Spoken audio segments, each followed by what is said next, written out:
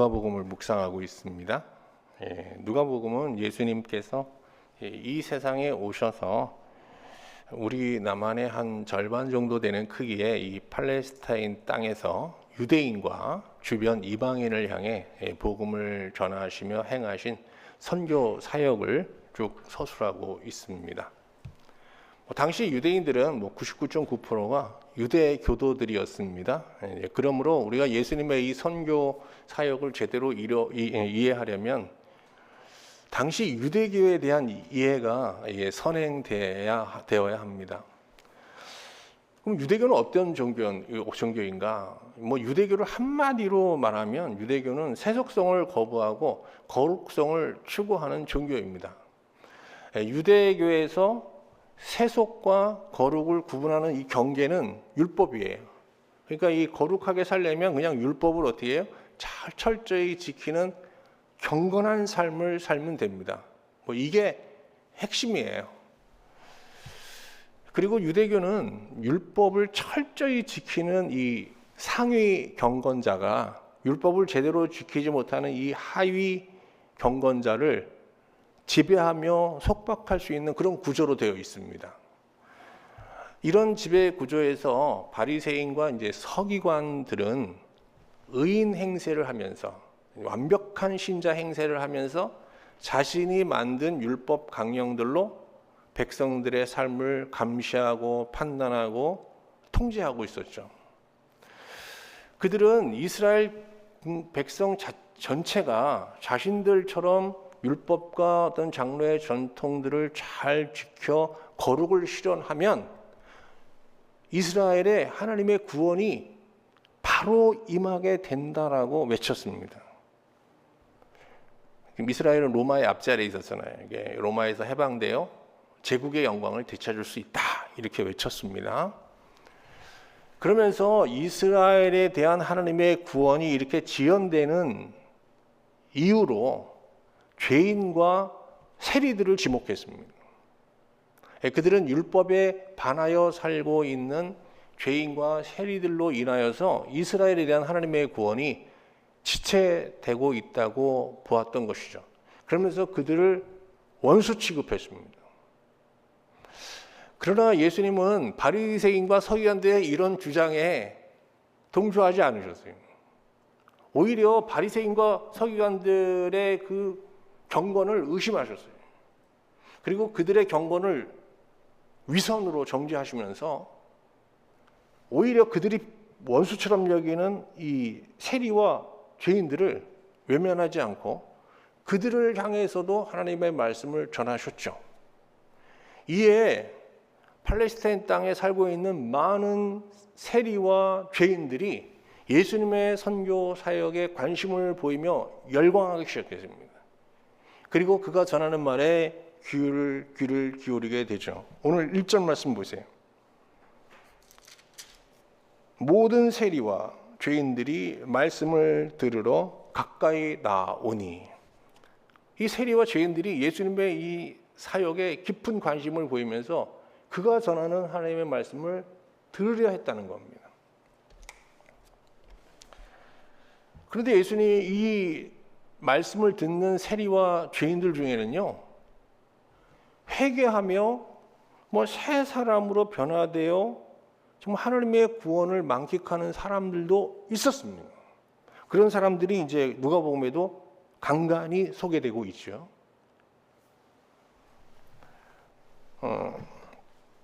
그런데 예수님께서 이렇게 회개하여 구원에 이른 사람들 집을 방문해서 그들과 먹고 마시는 파티를 열면서 상호간에 굉장히 기뻐하셨습니다.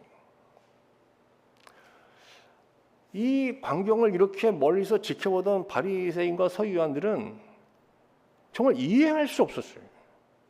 아니, 저 랍비임을 자처하는 예수라는 사람이 어떻게 세리와 죄인들과 함께 먹고 마실 수 있냐, 그리고 저 즐거움, 저 기쁨은 도대체 무엇이냐 하면서 수군거리고 있었거든요.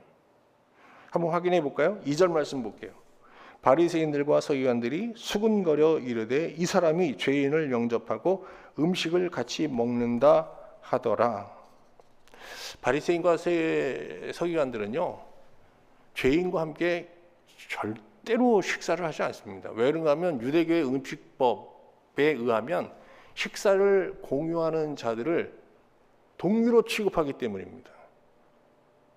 유대인이라도 만약에 이방인과 함께 식사를 하면 이방인이 되는 거예요. 이방인 취급을 받게 되는 거고요. 나 환자하고 나병 환자하고 같이 식사를 하면 나병 환자 취급을 받게 되는 겁니다. 죄인과 함께 식사를 하면 죄인 취급을 받게 되고, 창녀와 함께 식사를 하면 창녀 취급을 받게 되는 거고, 세리와 함께 식사하면 세리 취급을 당하는 거예요. 그러니 어떤 유대인이 세리와 죄인과 같은 부정한 사람들과 함께 식사를 하겠습니까?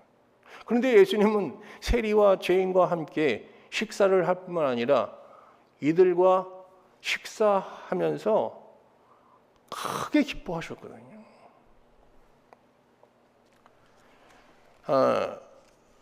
바리새인과 서기관들은 예수님께서 세리와 죄인들과 먹고 마시며 이 누리는 기쁨을 이해할 수 없었죠.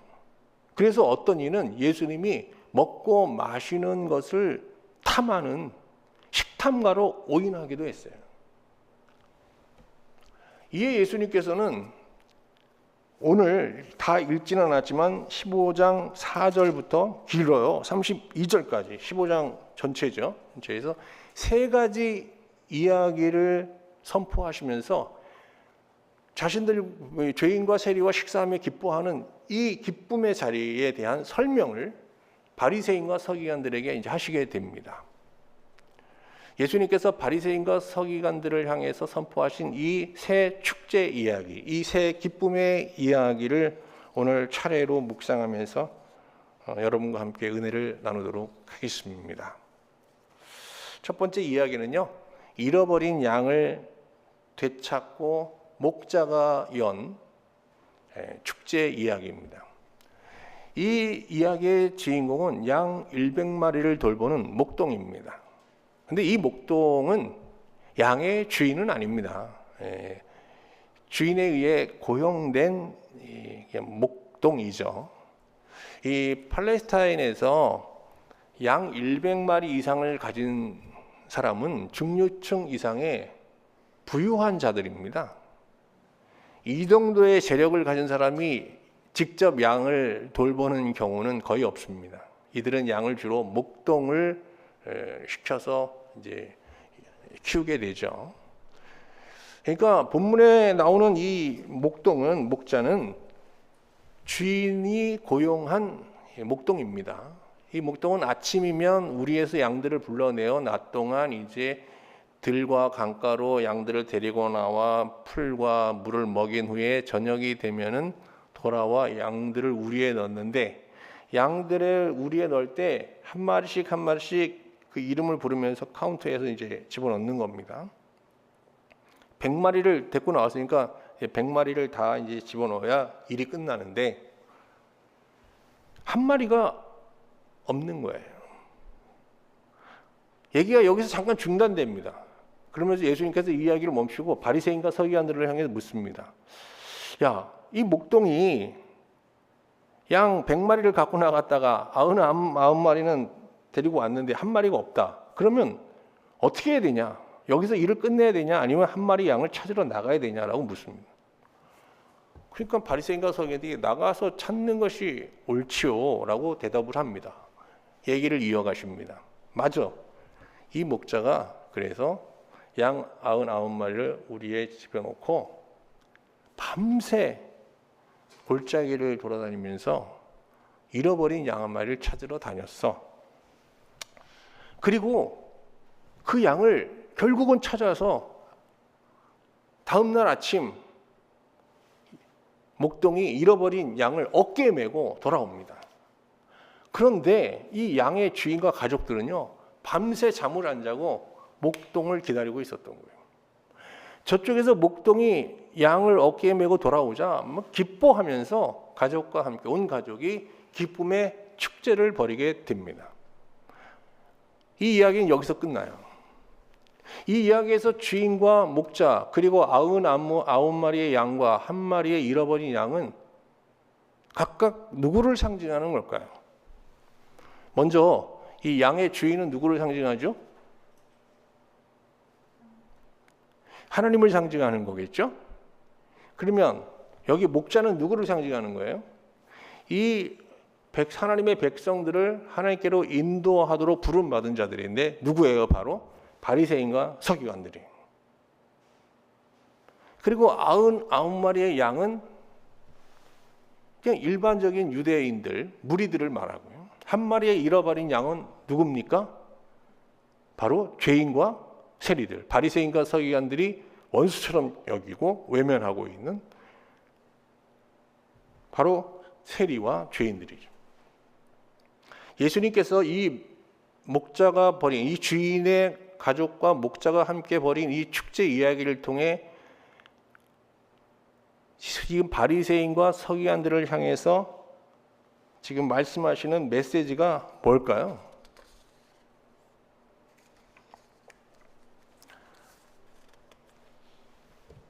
오늘 예수님께서는 이 이야기를 통해 바리새인과 서기관들을 향해서 세 가지 질문을 던지고 계시는 것 같습니다.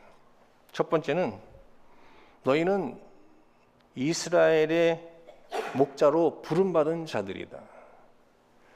그런데 왜 잃어버린 양인 세리와 죄인들을 방치하고 찾지 않고 있느냐라고 묻는 것이죠.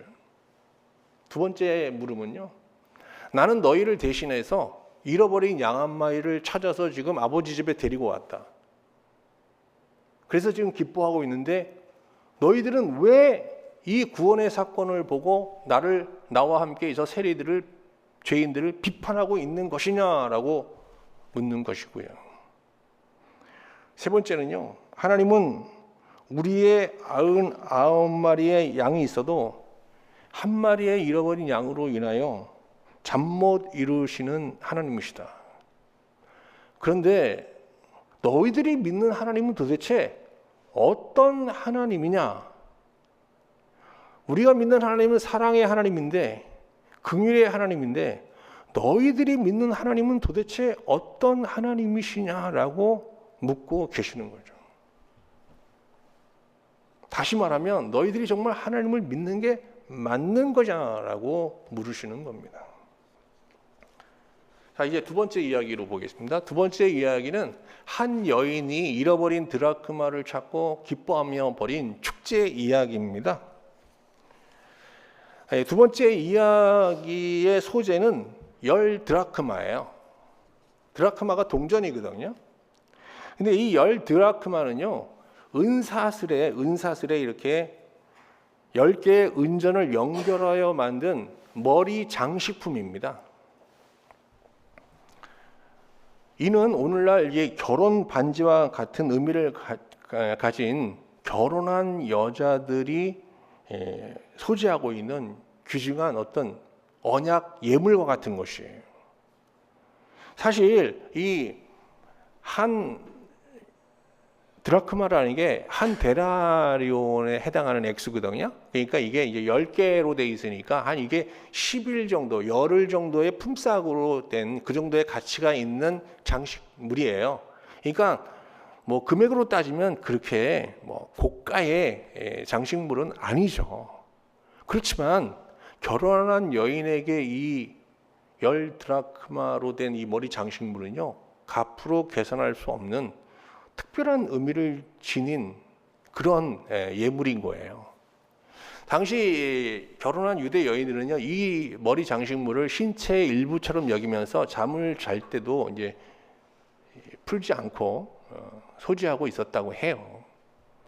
그런데 오늘 이 비유에 등장하는 여인은 10드라크마 중 하나를 집에서 잃어버린 거예요. 근데 여러분 팔레스타인 유대인들이 사는 서민의 집이라는 게 그림에서 많이 보셨죠? 그냥 사각형이에요. 거친 현무암으로 지은 사각형 집이거든요. 창문은 하나입니다. 문 하나에 창문 하나. 그러니까 어둡죠? 그리고 어떻게 해요? 통풍이 잘 안 되다 보니까 먼지가 많고 거친 돌로 만들다 보니까 벽 사이사이에 틈이 많습니다. 그러니까 이 동전이 어디에 지금 감춰져 있겠어요? 뭔가 이렇게 떨어뜨리는 과정에서 어느 돌틈에 박힌 거죠. 근데 이게 먼지가 쌓여갖고 이제 안 보이는 겁니다. 그러니까 이 여인이 이 드라크마를 어떻게 찾습니까? 먼저 등불을 듭니다. 그리고 도구를 들고 하여간 돌틈 사이사이 하나를 다 먼지로 쓸어내면서 등불을 비추면서 찾는 겁니다. 이 과정에서 돌틈에 박혀있는 잃어버린 드라크마를 찾은 거예요. 찾고 이 여인이 또 너무 기뻐서 뭐 남편과 가족들을 다 모아놨고 또 파티를 엽니다. 얘기는 이제 여기서 끝납니다. 자, 여기서도 뭐 굉장한 상징들이 있죠. 이 이야기에서 한 드라크마를 잃어버린 여인은 누구를 상징하는 걸까요? 네, 하나님을 상징하는 거겠죠.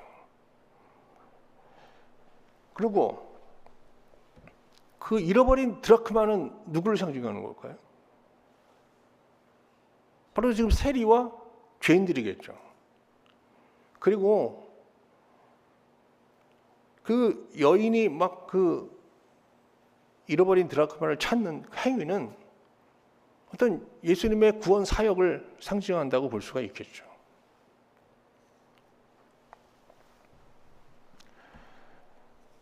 여인이 들고 있는 이 등불은 죄인을 회개시켜 구원하시는 하나님의 복음을 상징하는 것으로 보이고요. 또 여인이 집을 쓰는 이 행위는 예수님께서 회개를 촉구하시며 이 세상을 향해 선포하신 심판의 말씀을 상징하는 것으로 보입니다. 그리고 이 잃어버린 드라크마를 꽉 감싸고 있는 이 먼지들은 복음의 광채를 가리고 있는 이 세상의 거짓 신념들, 거짓 진리들, 이 세상의 세속적인 가치들, 세상의 유혹, 뭐 이런 것들 아니겠어요? 그리고 그 드라크마를 꽉 붙잡고 있는 이 돌틈은 바로 우리의 삶을 옥죄고 있는 현세적인 문제, 뭐 이런 것들을 상징하는 것으로 보입니다. 어쨌든 여인은 틈새에 끼어 있는 이 드라크마를 찾기 위해서 등불을 들고 도구를 들고 그냥 샅샅이 그 집을 찾으면서 포기하지 않는데, 그 포기하지 않는 그 찾음의 열정은 바로 하나님의 마음, 우리를 향한 하나님의 구령의 열정을 상징하는 것으로 보입니다. 자, 그런데 이 여인이 이 드라크마를 딱 찾았어요. 찾아서 이걸 어떻게 했을까요? 이 드라크마를 거기 장식물에 그 빠진 자리에 다시 넣지 않았겠어요? 여기서 중요한 건, 이 이야기에서 중요한 건 이 10드라크마로 된 이 장식물인데, 바로 이 드라크마가 돌아간 그 제자리가 바로 뭐냐? 하나님의 품, 하나님의 마음, 하나님의 사랑, 이런 걸 상징하는 겁니다. 이 이야기에서 예수님께서 우리에게 하시는 말씀은 인간의 궁극적인 문제는 하나님과 분리된 데 있다는 거예요. 그리고 하나님께서 우리에게 베푸시고자 하는 궁극적인 구원은 우리를 찾아서 어떻게 해요? 우리의 먼지를 다 털어서 깨끗하게 하여 어떻게 해요? 하나님 품, 바로 그 하나님의 장식물의 자리에, 제자리에 돌아오게 하는 거라는 거예요. 베드로서 3장 18절에서 베드로 사도는 하나님의 구원을 이렇게 정의합니다. 그리스도께서 단번에 죄를 위하여 죽으사 의인으로서 불의한 자를 대신하셨으니 이는 우리를 하나님께로 인도하려 하십니다. 구원이 무엇이냐? 우리의 죄를 사하고 우리의 문제를 해결하고 우리의 마음을 평안케 하는 게 아니라 우리를 어떻게 해요? 하나님의 품으로, 하나님의 마음 속으로, 사랑 속으로 딱 인도해서 돌아가게 하는 것, 이게 구원이라는 거예요.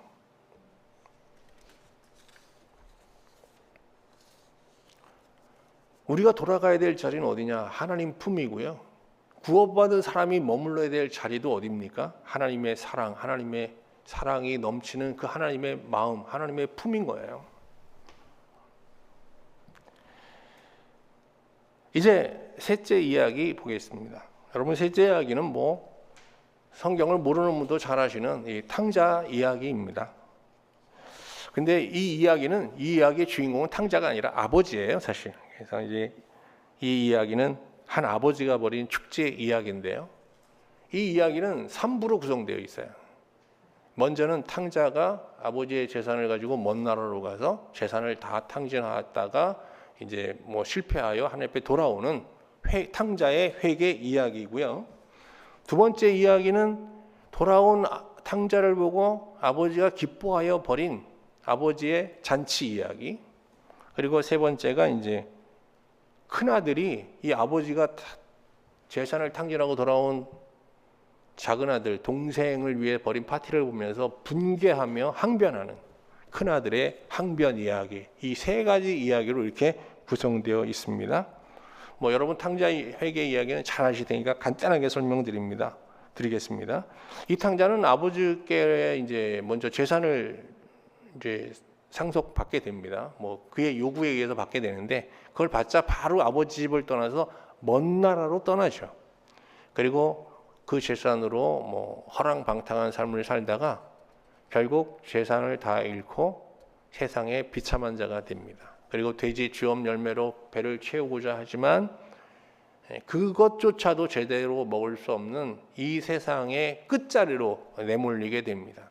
그런 이 세상의 끝자리에서 비로소 자신이 하나님과 아버지께 큰 죄를 범한 죄인임을 깨닫고 자기 죄를 자복하기 시작합니다. 어디서요?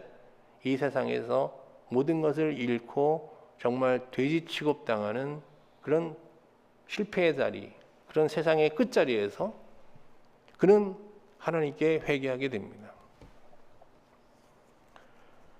그리고 그는 아버지여, 이 아버지의 재산 중에서 내게 돌아올 분깃을 주소서 하면서 이제 떠났잖아요. 그러던 탕자가 나를 아버지 집에 한 품꾼으로 받아 주소서라고 요청하면서 아버지 집으로 돌아오게 됩니다. 그런데 이제 아버지 쪽으로 가볼까요? 아버지는 탕자, 작은 아들이 집을 떠난 그 길을 내려다봅니다.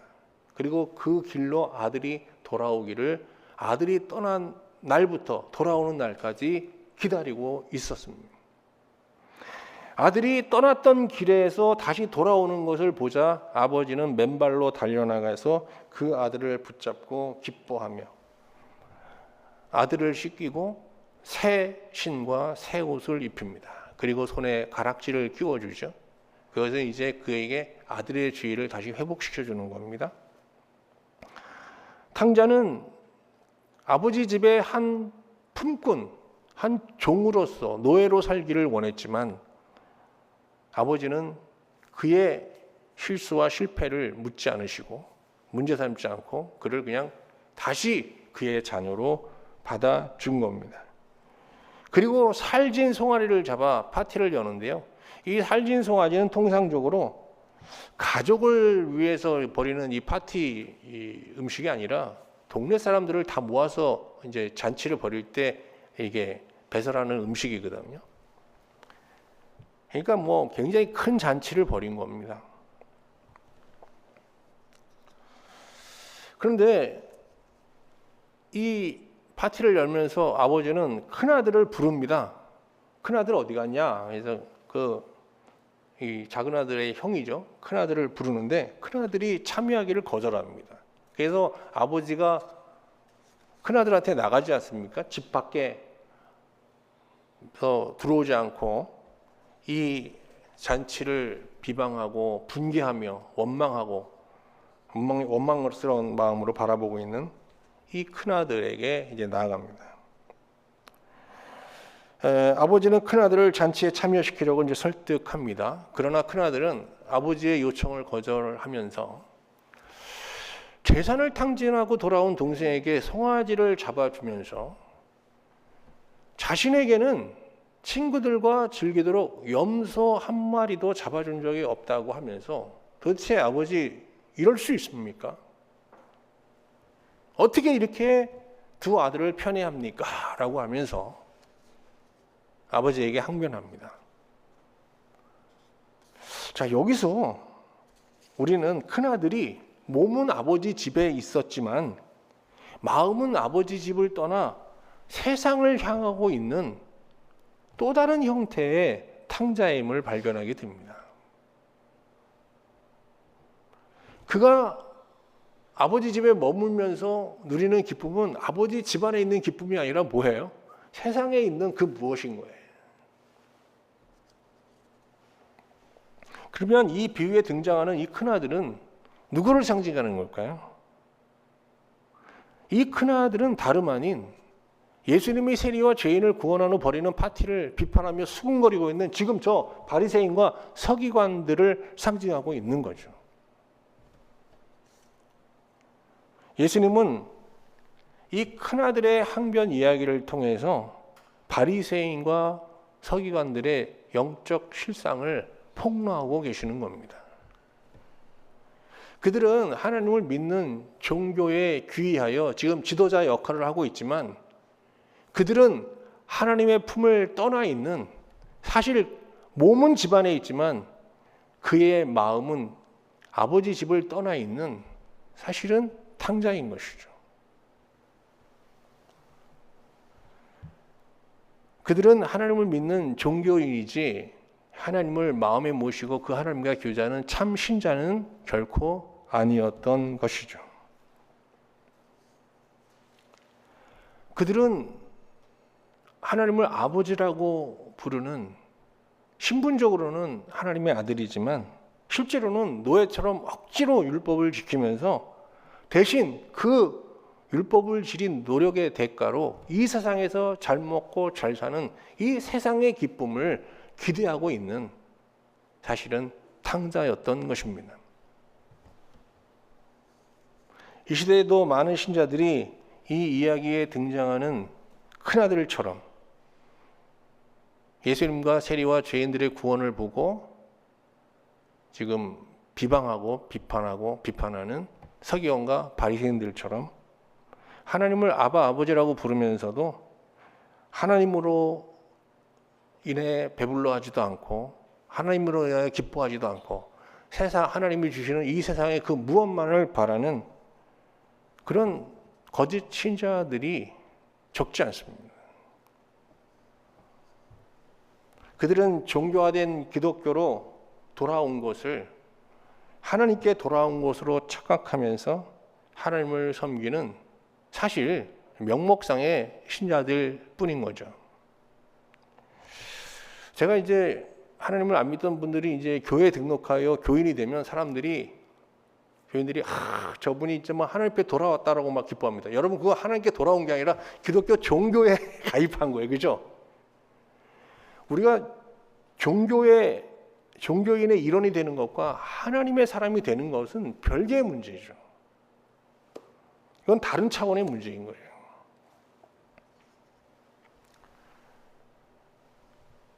폴 틸리라는 그 신학자가 이런 말을 했습니다. 하나님께 돌아가는 참된 신앙은 종교화된 기독교의 헛됨을 발견하는 데서부터 시작된다. 두려움 없이 종교로서의 기독교의 허망을 바라볼 수 있게 하는 것이야말로 영적 능력이다. 종교로서의 기독교가 아무 소용이 없다는 사실을 이해하는 것이야말로 기독교적 이해의 가장 성숙한 열매다. 이런 얘기를 했습니다. 하나님은 오늘 우리가 묵상한 이 새 축제 이야기를 통해서 우리에게 기독교라는 종교에서 벗어나 이제 정말 하나님의 품으로 하나님의 축제 속으로 들어와 이를 누리는 참신자의 삶을 살 것을 우리에게 간절히 호소하고 계십니다. 그리고 이 세상에서 우리를 유혹하고 있는 사실 속빈 강정 같은 거짓 축제에 더 이상 속지 말고 정말 하나님이 우리를 위해서 배설하신 그 축제, 참된 축제를 흠모하며 그것을 이 땅에서 구하며 살 것을 독려하고 계시는 것이죠.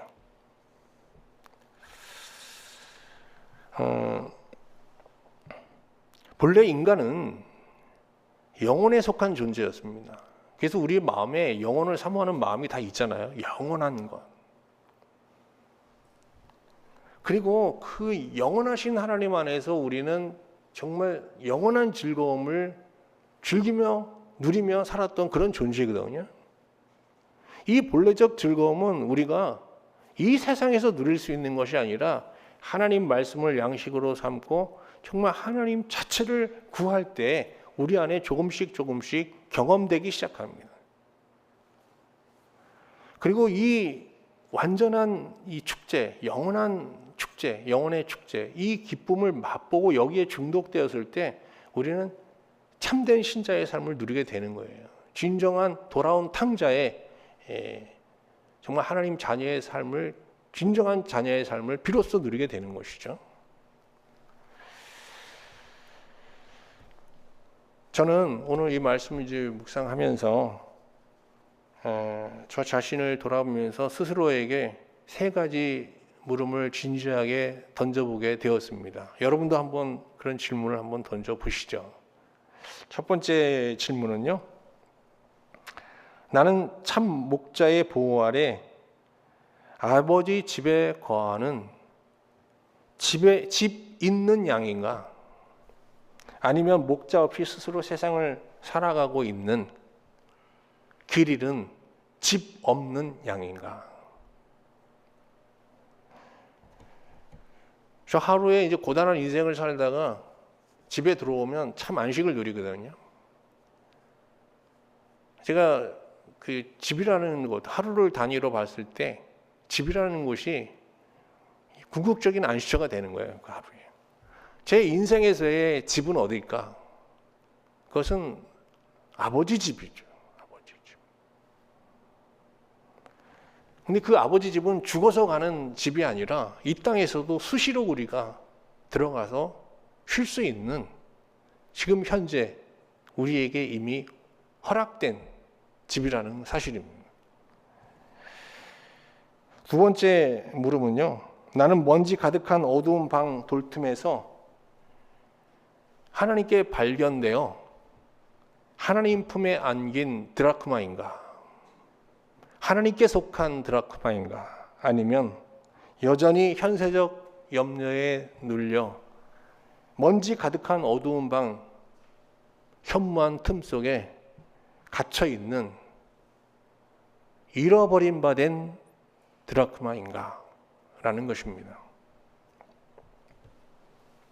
저도 뭐 현세적 염려가 제 삶을 짓누르고 있어요. 이게 뭐 늘 걱정과 염려 속에 살 때가 많지만 하나님을 생각하고 제 영적 실존을 생각하면 이런 속박에서, 이런 현세적인 어떤 문제의 속박에서 벗어나서 자유를 누리는 기쁨을 순간순간 만끽하게 됩니다.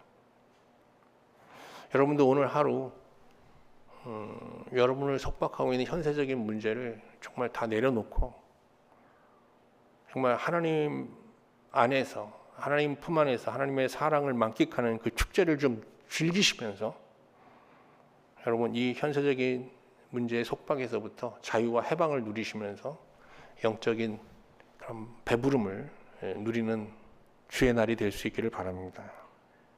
세 번째 물음은요. 나는 회개하고 아버지 집으로 돌아와 새 옷과 새 신을 신고 하나님의 축제에 참여하며 살고 있는 작은 아들인가? 아니면 몸은 아버지 집에 있지만 마음은 세상에 있는 거짓으로 하나님께 돌아온, 아버지께 돌아온 큰 아들인가? 나는 작은 아들인가? 큰 아들인가? 라는 물음입니다. 여러분,